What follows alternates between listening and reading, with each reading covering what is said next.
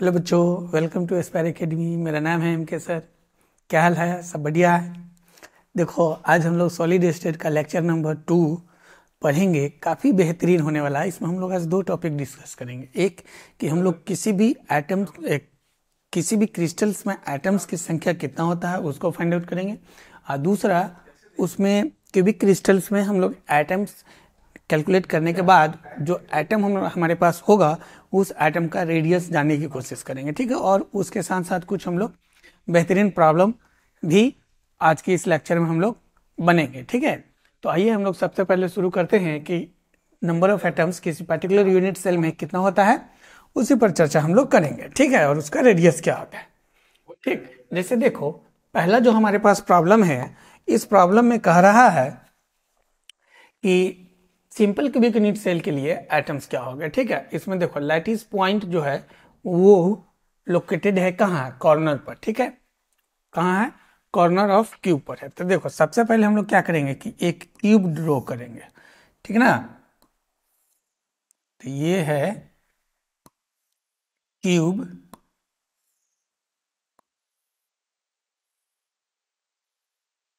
ठीक, अब इसमें देखो, क्यूब में टोटल कॉर्नर की संख्या कितना होता है? 8 होता है। तो कह रहा है कि lattice point located at the corner of cube, मतलब यहाँ भी होगा, यहाँ भी होगा, यहाँ भी होगा, एटम्स यहाँ भी होगा। जहाँ जहाँ कॉर्नर है वहाँ वहाँ एटम्स होगा। तो 8 कॉर्नर पर होगा। ठीक है, लेकिन इसमें जो कंट्रीब्यूशन है किसी एक एटम का एक यूनिट सेल के लिए, वो समझना जरूरी है। ठीक, अब देखो, जैसे हम इसका एक फ्रेमवर्क बनाते हैं, ये वाला। ठीक, यहाँ देखो, यहाँ जो बेस हम बनाए हैं यह कितने क्यूब का है? 4 क्यूब का है। ठीक, और इसके लिए एक कॉर्नर है। ठीक है, इस कॉर्नर से चारों के चारों क्यूब कनेक्ट है। ठीक, अब फिर अगर हम दूसरा क्यूब वैसा ही बिल्कुल बना के अगर हम ऊपर से रख देते हैं तो इसके पास टोटल अब क्यूब कितना हो जाएगा? 8। और 8 क्यूब के लिए कितने एटम्स हैं? तो एक। ठीक है, तो अगर हम पार्टिकुलर एक क्यूब की अगर बात करेंगे तो कंट्रीब्यूशन कितना हो जाएगा? 1/8 का। ठीक है ना, तो इसीलिए ये जो क्यूब है, अब इसके लिए हम लोग देखते हैं तो क्या हो जाएगा। देखो कि जैसे जो भी कॉर्नर पर एटम है उसका शेयर कितना होगा। ठीक है, the particles present at corner of cube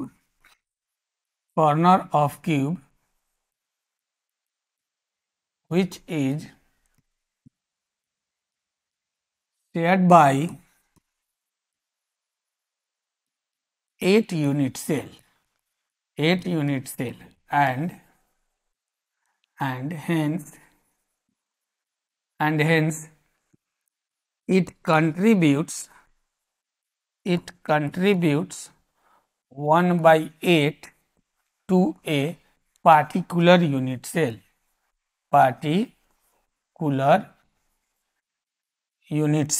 ठीक है ना, पार्टिकुलर यूनिट सेल। 8 कॉर्नर है तो वहां पर एक एटम होगा, तो कितना कंट्रीब्यूशन होगा? 1/8। एक चीज और मान लेते हैं इसमें कि लेट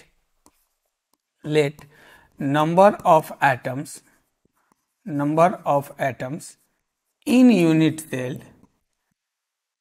सेल, इसको हम लोग ले लेते हैं कि Z है। इसका सिंबल जो हम लोग रिप्रेजेंट करेंगे किससे करेंगे? Z से। ध्यान से समझो, तो यहाँ पर Z का वैल्यू कितना हो जाएगा? Z is equal to contribution कितना का है? 1/8 का। और टोटल एक क्यूब में कॉर्नर की संख्या कितना होता है? तो 8। हम क्या करेंगे, इसको 8 से मल्टीप्लाई कर देंगे तो ये कैंसिल हो जाएगा। दैट इज Z का वैल्यू जो होगा वो कितना होगा? 1। तो याद रखना, सिंपल क्यूबिक यूनिट सेल में एटम्स के संख्या जो होगा वह 1 के बराबर होगा। बहुत ही क्लियर है, ध्यान से देखना तो समझ में आ जाएगा। ठीक है, अब हम लोग फाइंड आउट करेंगे कि BCC के लिए क्या होगा। ठीक है ना, BCC के लिए। ठीक है, बीसीसी को हम लोग body centred cubic unit cell कहते हैं। ठीक है, body centred cubic unit cell. इसमें जो कंट्रीब्यूशन एटम्स जो मौजूद होता है वो एक तो कॉर्नर पर होगा और कॉर्नर के साथ साथ बॉडी सेंटर्ड में भी होता है। ठीक है, तो कॉर्नर वाले के लिए तक कंट्रीब्यूशन हम लोग सिंपल क्यूबिक यूनिट सेल में देख लिए हैं। अब हम लोग बॉडी के लिए देख लेते हैं। तो इसमें भी हम लोग क्या करेंगे कि एक क्यूब ड्रॉ करेंगे। ये है क्यूब,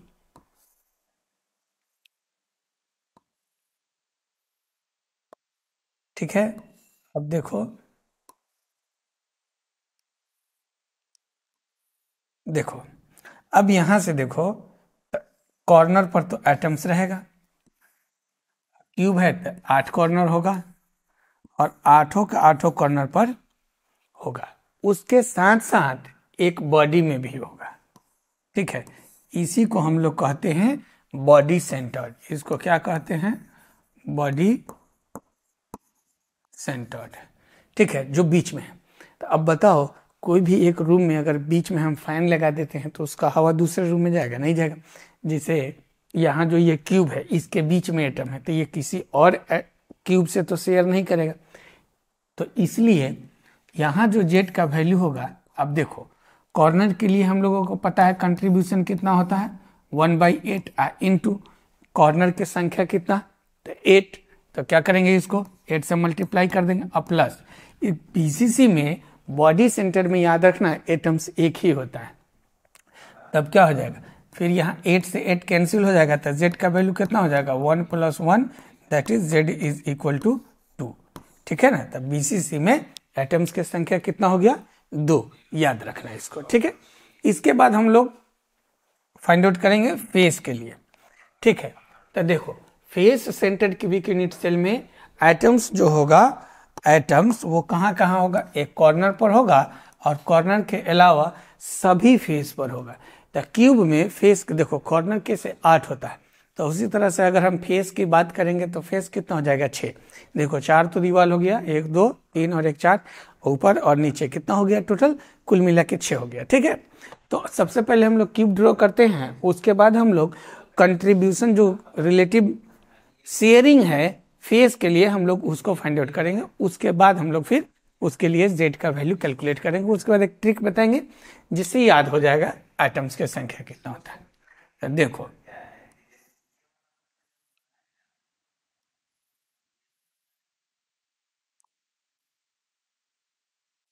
देखो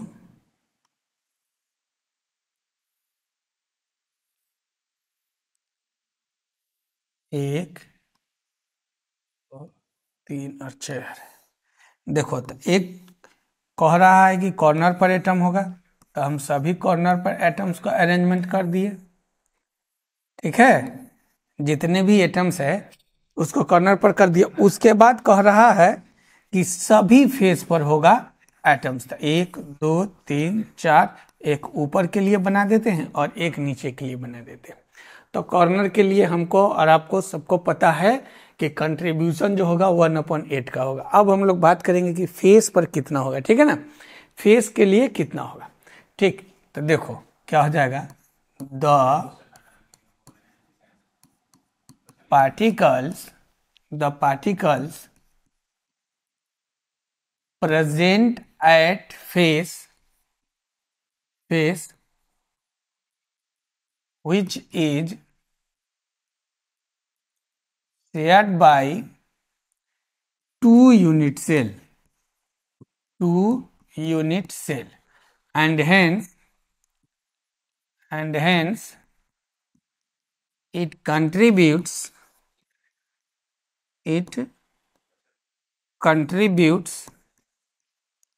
1/2 to a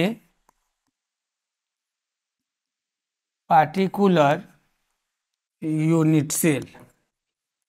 ठीक है ना, याद रखना इसमें, जैसे मान लो कि कोई भी रूम अगर हम बना रहे हैं तो उसमें जो बीच से दीवार खींचते हैं तो वो कितने रूम के लिए होता है, 2 रूम के लिए होता है, मतलब हाफ इसके लिए और हाफ इसके लिए। तो यहाँ जो फेस पर जो एटम है, व्हाइट वाला एटम्स जो हम रिप्रेजेंट किए वो फेस पर है, वो कितने क्यूब को कनेक्ट करेगा, 2 क्यूब को कनेक्ट करेगा ना। तो यहाँ पर हम अगर कंट्रीब्यूशन की बात करेंगे तो कितना हो जाएगा, 1/2 हो जाएगा। ठीक है, देखो तो 1/2 हो गया। तो यहाँ जो z का वैल्यू होगा, तो z का वैल्यू अगर हम लोग फाइंड आउट करेंगे तो क्या हो जाएगा, कॉर्नर के लिए तो चेंज नहीं होगा, तो 1/8 और फिर इंटू 8 और प्लस, देखो फेस के लिए हम लोग कितना करेंगे, तो 1/2, तो क्या हो जाएगा 1/2 और इंटू क्यूब में फेस का संख्या कितना होता है, तो 6 होता है। तो इसको क्या करोगे, 6 से मल्टीप्लाई कर लो, ठीक है। तो 8 से 8 और 2 से ही 3 टाइम्स में कैंसिल हो जाएगा, दैट इज z का वैल्यू होगा 1 + 3। तो हमारे पास जो फाइनल वैल्यू होगा z का ये हो जाएगा 4। अभी देखो याद रखना, ठीक है ना। तो ये हमारा हो गया। एक देखो सिंपल सी बात है, याद रखना तीनों भी क्यूब में, जैसे देखो SC, BCC और FCC। तो SC मतलब S मतलब होता है सिंगल, ठीक है, इसका मतलब हो गया बोथ, और F का मतलब होता है 4। तो आपको पता है ना कि Z का value simple cubic unit cell, तो सिंगल मतलब 1 हो जाएगा, BCC बोथ मतलब 2, और FCC F मीन्स 4, ठीक है। तो याद रखना कि सिंपल क्यूबिक यूनिट सेल में एटम्स 1 होगा, BCC में 2 होगा और FCC में 4 होगा। रिलेटिव कंट्रीब्यूशन की बात करेंगे तो कॉर्नर वाले जो भी एटम्स है वो 1/8 का देता है कंट्रीब्यूशन, और बॉडी सेंटर वाले पर्टिकुलर 1 यूनिट सेल के लिए होता है, और फेस पर जो भी एटम्स होगा उसका जो कंट्रीब्यूशन होता है वो 1/2 के बराबर होता है, ठीक है। सिंपल से समझ लो। और उसके बाद अगर मान लो कभी भूल भी जाए तो ये पॉइंट याद रखना, सिंगल 1 होगा, बी के लिए 2 हो जाएगा और एफ के लिए 4 हो जाएगा। ये नंबर ऑफ एटम्स होगा किसी भी एटम से। अब देखो इस पर काफ़ी बेहतरीन सवाल आता है, ठीक है। हम लोग भी 1-2 एग्जाम्पल करके देखते हैं कि कैसा इस पर प्रॉब्लम हम लोग बना सकते हैं। जैसे देखो पहला क्वेश्चन है कि कोई सॉलिड है वो ए और बी एटम से बना हुआ है, जिसमें ध्यान देना कि ए एटम्स जो है वो कॉर्नर पर प्रेजेंट है क्यूब के, और बी जो एटम्स है वो सभी फेस पर मौजूद है। तब कह रहा है find the formula of the solid. तो उस कंडीशंस में सॉलिड का फॉर्मूला क्या होगा वही हम लोगों को निकालना है। अब देखो एकदम आसानी से इसको हम लोग बना लेंगे। जैसे मान लो कि ए एटम्स ए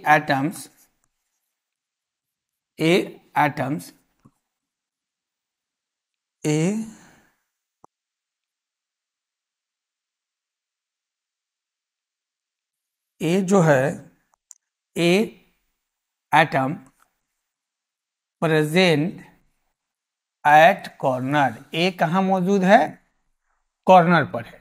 ए जो है वो कहाँ मौजूद है, कॉर्नर पर है। तब याद रखो number of A atom is equal to कितना हो जाएगा, 1/8 इंटू 8। तो कहाँ हो जाएगा 1, ठीक है। और फिर उसी तरह से बी के बारे में बोल रहा है कि बी प्रेजेंट है फेस पर।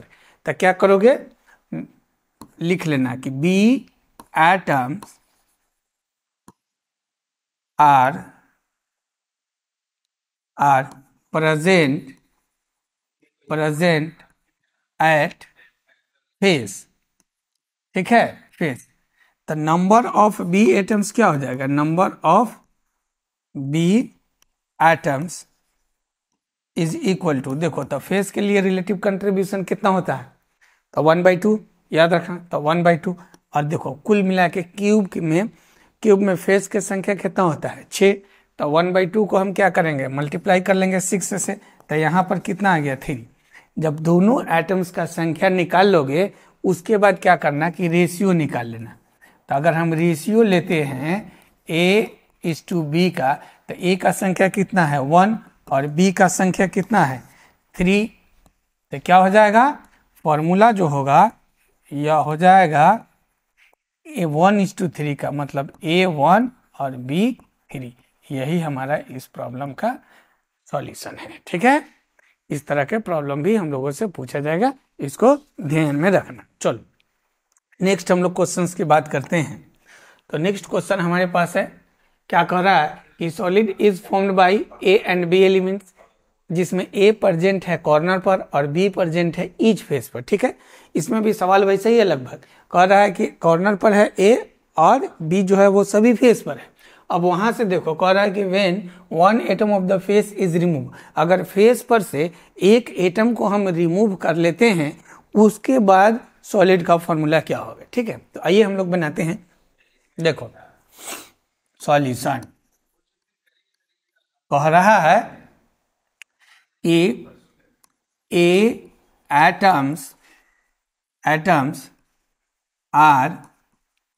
atoms are present at corner। कहाँ मौजूद है? कॉर्नर पर। ठीक है, तो इसका मतलब नंबर ऑफ एटम्स जो होगा, नंबर ऑफ एटम्स जो होगा वो कितना हो जाएगा? एटम्स कॉर्नर के लिए 1/8 इंटू 8 दैट इज 1 आ जाएगा। ठीक है, और फिर बोल रहा है कि B atoms are present at face. ठीक है ना, बी एटम्स कहाँ है? फेस पर है। लेकिन ध्यान देना, कह रहा क्वेश्चंस में कि एक एटम हम फेस पर से रिमूव कर ले रहे हैं, तो क्या हो जाएगा? But one atoms of face is remove. हम लोग हटा देते हैं एक एटम को, तो उस कंडीशंस में नंबर ऑफ बी जो होगा वो कितना हो जाएगा? तो number of B atoms is equal to जो होगा वो देखो कंट्रीब्यूशन तो वही होगा 1/2 इंटू 6। लेकिन क्या करेंगे, एक रिमूव कर रहे हैं तो हम एक सब्ट्रैक्ट कर लेंगे, तो यहाँ से जो हमारा आएगा वो हो जाएगा 1/2 इंटू 5 दैट इज 5/2। अब देखो रेशियो ले लेंगे, तो जब रेशियो लेंगे तो क्या हो जाएगा? रेशियो लेंगे तो A:B। ठीक है ना, तो A:B था, A की संख्या 1 है और B की संख्या कितना है? 5/2। अब देखो क्रॉस मल्टीप्लाई कर लेंगे तो यह कितना का जाएगा? 2:5। तो यहाँ से देखो अब जो फॉर्मूला होगा, यह फॉर्मूला कितना हो जाएगा? A2B5। ये हमारा इस प्रॉब्लम का सॉल्यूशन हो जाएगा। ठीक है ना, बहुत ही आसान है। जहां से बोल रहा है जितना रिमूव करेगा उसको हम लोग लिख लेंगे। ठीक है ना, जो भी बोलेगा उसको लिख लेंगे। तो क्या कर रहा है कि एक एटम को रिमूव कर दे रहा है। ठीक है, तो अब हम लोग देखते हैं इसका एक और क्वेश्चन देखते हैं कि जब, जैसे देखो इसमें एक सॉलिड है जो एक्स वाई और जेड एलिमेंट से बना हुआ है। ठीक है ना, एक्स वाई जेड एलिमेंट से बना हुआ है।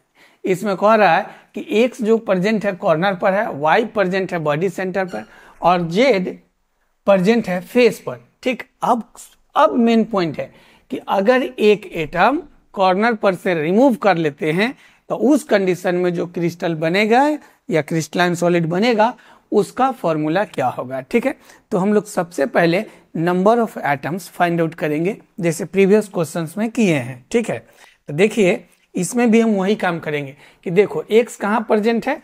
कॉर्नर पर। ठीक है ना, एक्स जो प्रेजेंट है वो कहाँ है? कॉर्नर पर। तो नंबर ऑफ एक्स एटम्स यह कितना हो जाएगा? 1/8 इंटू 8। लेकिन ध्यान देना, यहाँ कह रहा है कि एक जो कॉर्नर पर जो एटम है उसमें से एक रिमूव कर लिए हुआ है। क्या कर लिया हुआ है? रिमूव कर लिया हुआ है। तो हम लोग इसको क्या करेंगे कि 8 -1 कर लेंगे, तो क्या हो जाएगा? 8 -1/8 दैट इज 7/8। तो ये हमारा x के संख्या है। और उसी तरह से हम लोग y निकाल लेंगे, तो y बॉडी में प्रेजेंट है। तो आपको पता है कि किसी भी क्यूब के बॉडी में कितना एटम्स होता है? एक। तो इसका मतलब यह है कि नंबर ऑफ y एटम्स जो होगा, नंबर ऑफ y एटम्स यह भी कितना हो जाएगा? 1। अब देखो अब नंबर ऑफ z निकाल लेंगे, तो नंबर ऑफ z एटम्स, तो z एटम्स की बात करेंगे तो क्या हो जाएगा? फेस पर है तो 1/2 और इसका कंट्रीब्यूशन कितना है? 6, तो ये हो जाएगा 3। ठीक है, तो ये मेरा टोटल एटम्स की संख्या निकल गया। अब उसके बाद हम लोग रेशियो ले लेंगे। तो अगर हम लोग रेशियो लेते हैं तो क्या हो जाएगा? कौन कौन है? x है, y है और z है। तो x का जो संख्या है वो कितना है? 7/8 है। ठीक है, तो 7/8 और इस 2। फिर हमारे पास y का जो संख्या है वो 1 है और z का संख्या है वो 3 है। ठीक है, अब गौर करो कि कोई भी मॉलिक्यूल्स का नंबर जो होता है वो फ्रैक्शन में तो हम लोग रिप्रेजेंट नहीं करते हैं। हाँ, ठीक है ना, कोई भी जो एटम्स है उसका संख्या हम लोग फ्रैक्शन में तो नहीं ना रखते हैं, बिल्कुल नहीं रखते हैं। तो हम लोग क्या करेंगे कि इसमें सब को मल्टीप्लाई कर लेंगे कितने से, 8 से। जब 8 से मल्टीप्लाई करेंगे तो ये कैंसिल हो जाएगा, तो जो हमारा जो एक्चुअल जो रेशियो है वो कितना आ जाएगा, 7। और यहाँ देखो इसको 1 को मल्टीप्लाई करेंगे तो 8, और फिर 3 को मल्टीप्लाई करेंगे तो कितना हो जाएगा, 24। ठीक है, तो अब मेरा जो फॉर्मूला आया इस सॉलिड का, तो फॉर्मूला हो गया, ये हो जाएगा x 7 और y 8 और z की संख्या कितना हो जाएगा, 24। ये हम लोगों का आंसर हो जाएगा। ठीक है, इसके बाद देखो हम एक और प्रॉब्लम बना रहे हैं जिसमें नंबर ऑफ एटम्स मूल कॉन्सेप्ट से यूज करेंगे। ठीक है, कि अगर हम लोगों का ज़रूरत पड़े कि बीसीसी का यूनिट सेल निकालिए, एफसीसी का, तो वहाँ हम लोग कैसे फाइंड आउट करेंगे उस पर चर्चा करते हैं। तो एक और छोटा सा प्रॉब्लम देखते हैं, उसके बाद हम लोग फिर नेक्स्ट टॉपिक पढ़ेंगे। जैसे हमारे पास एक प्रॉब्लम है कि how many BCC unit cell are present in 39 gram of potassium. एक पोटेशियम मेटल दिया हुआ है, उसका वेट दिया हुआ कितना, 39 ग्राम। अब कह रहा है कि इसमें बीसीसी यूनिट्स की संख्या कितना होगा। तो सबसे पहले इस प्रॉब्लम को बनाने के लिए हम लोगों को मोल कॉन्सेप्ट का थोड़ा सा जानकारी होना चाहिए। जैसे देखो, सबसे पहला पॉइंट कि हम लोग निकालेंगे कि नंबर ऑफ मोल्स। तो नंबर ऑफ मोल्स के लिए फॉर्मूला क्या होता है, given weight upon atomic weight. समझ गए ना। अगर मोलिक्यूल्स रहेगा तो मोलिकुलर वेट का इस्तेमाल करेंगे, अगर एटम रहेगा तो हम लोग एटॉमिक वेट का इस्तेमाल करेंगे। ठीक है ना।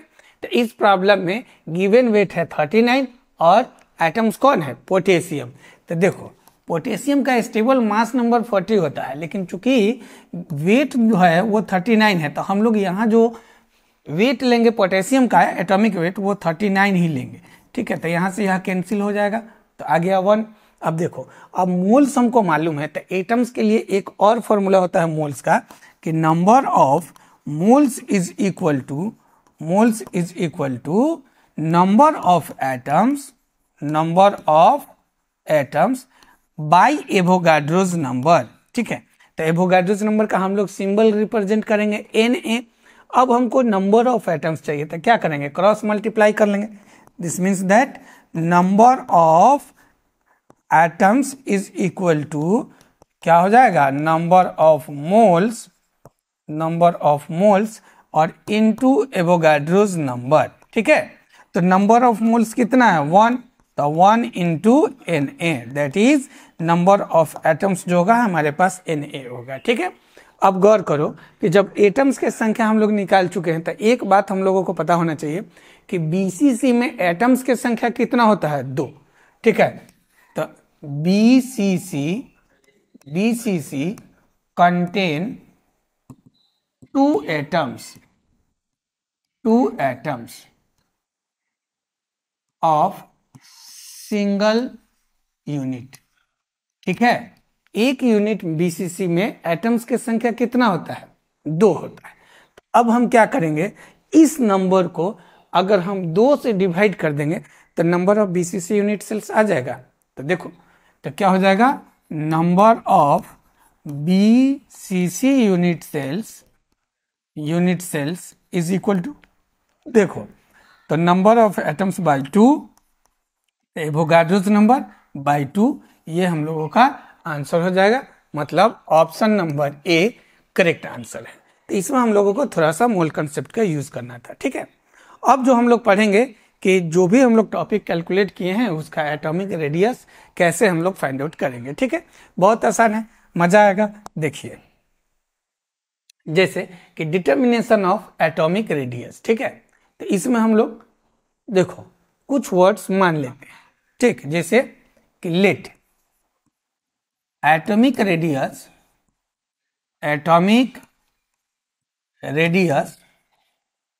Is equal to R. ठीक है, और एज लेंथ भी मान लेते हैं,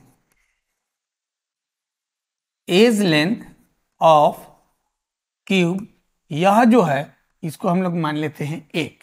ठीक है, तो पहला जो हमारे पास यूनिट सेल है वो कौन सा है, simple cubic unit cell. Simple cubic unit cell, जिसको हम लोग शॉर्ट फॉर्म में एससी कहते हैं। ठीक है, तो एससी में ध्यान रखो एटम्स कहाँ मौजूद होता है। एससी में एटम्स जो होता है वो कॉर्नर पर होता है। तो देखो हम एक क्यूब बना रहे हैं, ये क्यूब है, ठीक है। अब देखो, अब इसमें बोल रहा है कि एटम्स जो होगा वो कॉर्नर पर होगा। तो देखो, तो दोनों कॉर्नर पर, एक यहां एटम्स है और फिर एक यहां एटम्स है, समझ रहे हो ना। एक यहां एटम्स है और एक यहां एटम्स है। अब देखो, यहां से लेकर ये वाला जो डिस्टेंस होगा वो कितना होगा, आर, और फिर यहां से लेकर ये वाला जो डिस्टेंस होगा कितना होगा, आर। और आपको पता है कि एज लेंथ जो होगा वो कितना है, एज लेंथ वह ए है। तो अगर हम इसको चेक करें तो क्या हो जाएगा कि आर प्लस आर यह कितने के बराबर होगा, ए के बराबर होगा। गौर से देखो, इसको और इसको अगर हम ऐड कर लेते हैं तो किसके बराबर हो जाएगा, ए के बराबर हो जाएगा। मतलब 2r इज इक्वल टू ए, तो यहाँ से r इज इक्वल टू हो जाएगा a/2। यह बेहतरीन फॉर्मूला है रेडियस का, सिंपल क्यूबिक यूनिट सेल का। एक चीज और याद रखना कि क्लोजेस्ट डिस्टेंस किसे कहते हैं, ठीक है ना।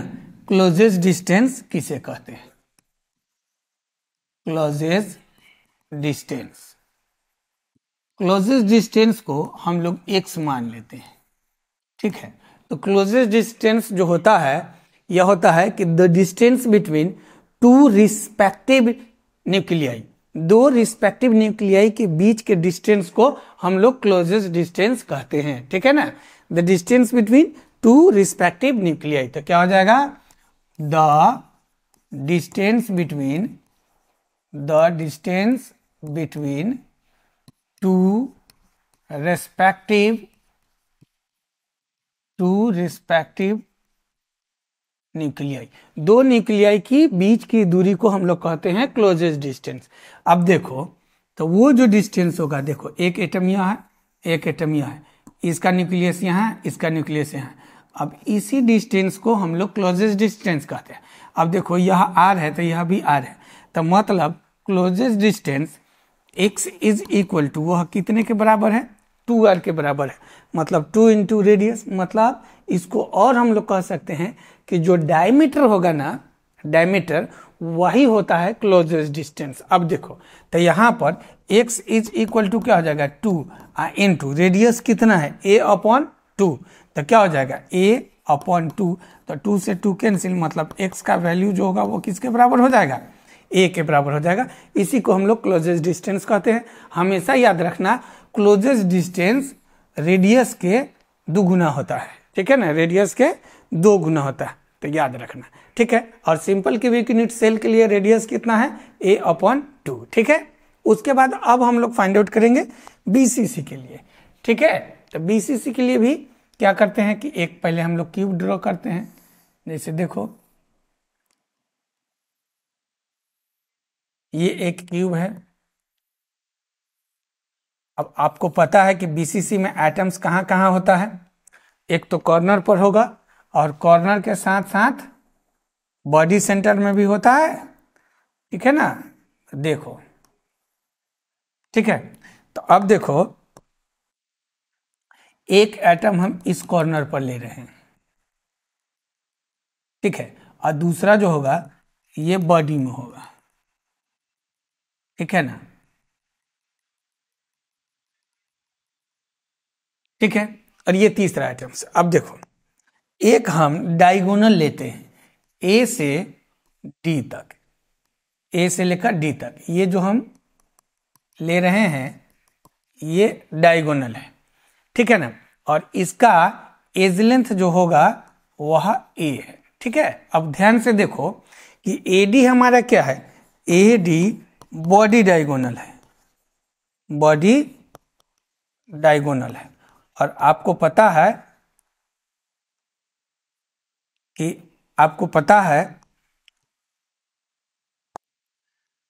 कि बॉडी डायगोनल क्यूब का जो होता है वह कितना होता है, √3, अगर एज लेंथ जो है वो हो जाएगा तो √3a, ठीक है ना, इसको क्या कहेंगे, √3a। तो AD बॉडी डायगोनल है। अब देखो जैसे A से D को कनेक्ट करने के लिए कितने एटम्स का हम लोग यूज किए हैं, तो 3 एटम है, 1, 2 और 1, 3, ठीक है ना। तो देखो हम यहाँ पर ड्रॉ कर लेते हैं, एक एटम यहाँ है, एक एटम यहाँ है और एक एटम यहाँ है, ठीक है। अब देखो यहाँ से लेकर यहाँ तक जो है वो हमारा AD है, ठीक है ना। तो A और D है, तो यह R है, तो ये कितना हो जाएगा 2R और ये कितना हो जाएगा R, ठीक है ना। तो A से D तक की अगर हम लोग बात करेंगे तो AD यहाँ बॉडी डायगोनल है, बॉडी डायगोनल, तो यहाँ पर कितना हो जाएगा, सबको ऐड कर लेंगे तो 4R के बराबर हो जाएगा। अब देखो ये R के टर्म्स में है और ये A के टर्म्स में है, तो ये दोनों बराबर होगा। तो हम अब लिख सकते हैं 4R is equal to √3a of √3a, और फिर यहाँ से R is equal to √3a upon 4, √3a upon 4, तो हो गया ना √3a अपॉन 4। समझ में आया बात, ये याद रखना। अगर हम इसका क्लोजेस्ट डिस्टेंस फाइंड आउट करते हैं तो उसका फॉर्मूला क्या होता है, 2 इंटू रेडियस। तो अब हम क्या करेंगे कि x is equal to 2 into BCC के लिए रेडियस कितना है, √3/4, तो √3a/4, तो इससे यह कैंसिल हो जाएगा 2 टाइम्स में, तो x का वैल्यू कितना हो जाएगा, √3a/2, ये क्लोजेस्ट डिस्टेंस हो जाएगा BCC के लिए, ठीक है। हम लोग लास्ट में एक पॉइंट और इसमें ऐड करेंगे कि जितने भी हमारा कैलकुलेशन है वो यह एक बात पर निर्भर करेगा कि इसमें जितने भी एटम्स इंक्लूड होगा वो सब के सब एटम्स का साइज इक्वल होना चाहिए, ठीक है। हम लोग जब FCC का भी कैलकुलेट कर लेंगे तो उसको लिख लेंगे। समझिएगा ये बात, हम लोग रेडियस कैसे फाइंड आउट करेंगे, R के टर्म्स में हम लोग डिस्टेंस निकाले हैं, फिर A के टर्म्स में, और दोनों को इक्वेट कर देंगे तो हमारे पास रेडियस का फॉर्मूला आ जाएगा। रेडियस जब पता चल जाएगा तो उसको 2 से मल्टीप्लाई कर देंगे तो डायमीटर आ जाएगा, ठीक है। और अब हम लोग क्या करते हैं, फेस सेंटर्ड के लिए हम लोग कैलकुलेट करेंगे। देखो फेस सेंटर्ड के लिए आपके पास जो कैलकुलेशन है वो क्या है, फेस सेंटर्ड में आपको पता है कि एटम्स जो होगा वो कहाँ कहाँ होगा, एक तो फेस पर होगा और फेस के साथ साथ कहाँ हो जाएगा, बोलिए, एक फेस पर होगा और फेस के साथ साथ हो जाएगा बॉडी सेंटर पर, ठीक है, सॉरी फेस सेंटर पर। तो देखो यहाँ पर हम क्यूब ना बना के एक सिंपल उसका एक फेस हम ड्रॉ करते हैं, ये एक फेस है, ठीक। अब आप देख रहे हो कि एक इसमें यहाँ भी एटम्स होगा, ठीक है, और फिर इसके फेस पर भी होगा और फिर इसके कॉर्नर पर भी होगा, ठीक है। अब मान लेते हैं कि A और B है, तो ये वाला डिस्टेंस को मिला लेते हैं, तो AB जो होगा वो क्या हो जाएगा, AB फेस डायगोनल होगा, AB को हम लोग क्या कहेंगे कि फेस डायगोनल है, ठीक है। अब मान लो कि इसका जो लेंथ है यह भी A है और यह भी A है, यहाँ 90 डिग्री है, तो फेस डायगोनल कितना होता है, √2a, तो यहाँ हो जाएगा √2a। यहाँ भी देखो A से B को मिलाने के लिए हमारे पास कितने एटम्स है, 1 2 3 है, तो हम लोग ड्रॉ कर लेते हैं, तो क्या हो जाएगा 1 2 और 1 3, और यहाँ पॉइंट A है और ये पॉइंट B है, तो पॉइंट A से पॉइंट B का जो डिस्टेंस है यह R है, तो यह भी 2R और ये भी R हो जाएगा। तो फेस डायगोनल जो होगा, face diagonal that is AB is equal to, यह कितना हो जाएगा 4R के बराबर हो जाएगा। अब इन दोनों को इक्वेट करेंगे तो 4R is equal to √2a होगा, तो R इज इक्वल टू कितना हो जाएगा, 4 इधर डिवाइड में है तो उधर मल्टीप्लाई में, उधर डिवाइड में चला जाएगा, तो क्या हो जाएगा √2/4, ये हम लोग का रेडियस हो गया। अब इसका अगर हमको क्लोजेस्ट डिस्टेंस निकालना है तो क्या करेंगे, क्लोजेस्ट डिस्टेंस को हम लोग x से रिप्रेजेंट किए हुए हैं, ठीक है ना। तो क्या हो जाएगा कि 2 इंटू √2a/4। तो 2 से ये कैंसिल हो जाएगा 2 मरतबे में, और इससे ये कैंसिल हो जाएगा √2 मरतबे में, मतलब x is equal to a/√2 के बराबर होगा। तो ये हम लोगों का कैलकुलेशन था सिंपल क्यूबिक यूनिट सेल के लिए और बीसीसी यूनिट सेल और एफसीसी के लिए। ठीक, जो हम पॉइंट बोल रहे थे वो ध्यान में रखना, ठीक है ना, कि यह कैलकुलेशन कब तक वैलिड होगा, जब एटम्स का साइज सेम होगा। तो क्या हो जाएगा, above calculation valid for same size of all atoms. ठीक है ना, जितने भी एटम्स है सबका साइज सेम होना चाहिए, तब भी जाके हमारा ये कैलकुलेशन सही रहेगा, अदरवाइज नहीं होगा। हम लोग आगे पढ़ेंगे कि यहाँ जैसे कॉर्नर पर डिफरेंट एटम हो सकता है, सेंटर पर डिफरेंट हो सकता है, फिर कॉर्नर पर भी डिफरेंट एटम्स हो सकता है। ठीक है, तो अब हम लोग देखते हैं कि जैसे एक प्रॉब्लम है, कह रहा है कि a metal crystallises with A face centred cubic lattice. ठीक है ना, कोई मेटल क्रिस्टलाइज है जिस फेस सेंटर में है, एज लेंथ दिया हुआ 408 pm, the diameter of the atom कितना होगा। ठीक है ना, इसमें एफसीसी है। अब एफसीसी के लिए आपको पता है कि डायमीटर जो होगा वो क्या होता है, क्लोजेस्ट डिस्टेंस को कहते हैं। ठीक है, तो हमारे पास रेडियस का फॉर्मूला क्या होता है, r is equal to √2f/4। अब हमको डायमीटर निकालना है। ठीक है, डायमीटर अगर निकालते हैं, डायमीटर अगर हम लोग निकालते हैं तो क्या हो जाएगा, 2 × √2a/4। ठीक है ना, सिंपल इससे इसको कैंसिल कर दो तो ये कितना हो जाएगा, √2 टाइम्स में। अब देखो तो ये हो गया a/√2। अब देखो a का वैल्यू कितना दिया हुआ है, तो 408 पिकोमीटर, 401 पिकोमीटर डिवाइडेड बाय √2। तो यहाँ से अगर हम लोग डायमीटर निकालते हैं तो यह क्या हो जाएगा, 408 डिवाइडेड बाय √2 का वैल्यू कितना, 1.414। ठीक है ना, 1.414 अप्रोक्स इसको हम लोग लेते हैं 1.5, तो ये कितना आ जाएगा। ठीक है ना, अगर 1.5 हम लोग लेते हैं 1.5 तो अप्रोक्स कितना आ जाएगा, देखो तो 288 pm के बराबर आएगा ना। तो ये हमारा इसका आंसर हो जाएगा। बहुत सिंपल क्वेश्चन रहता है इसे। ठीक है ना, कॉम्पिटिटिव एग्जाम में एक ना एक प्रॉब्लम रहेगा ही। ठीक, एक उसके बाद जो क्वेश्चन हमारे पास है, यह कह रहा है कि lithium metal crystallises body centred cubic crystals if the length of the side of the unit cell of the lithium is 351 pm, the atomic radius of the lithium will be. मतलब edge length दिया हुआ है, given है। ठीक है, इस problem में given है कि a इज इक्वल टू 351 और हम लोगों को रेडियस निकालना है, और सिस्टम जो है वो कैसा है, बीसीसी है, मतलब body centre cubic unit cell है। तो बीसीसी के लिए रेडियस क्या होता है, बीसीसी के लिए रेडियस का फॉर्मूला क्या होता है, r is equal to √3a/4।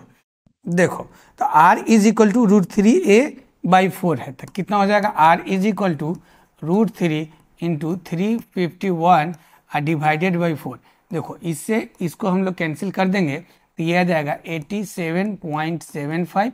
ठीक है, तो क्या हो जाएगा, √3। अब देखो √3 का वैल्यू कितना होता है, 1.73, 1.732 और इंटू 87.75। ठीक है, इसको और इसको जब हम लोग मल्टीप्लाई करेंगे तो 151.8 के अप्रॉक्स में आएगा, और यूनिट जो दिया रहेगा क्वेश्चन में वही लगा देना, ये हम लोगों का आंसर हो जाएगा, means option number A.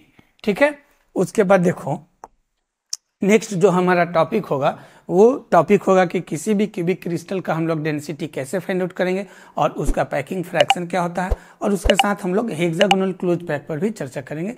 Thank you for the watching.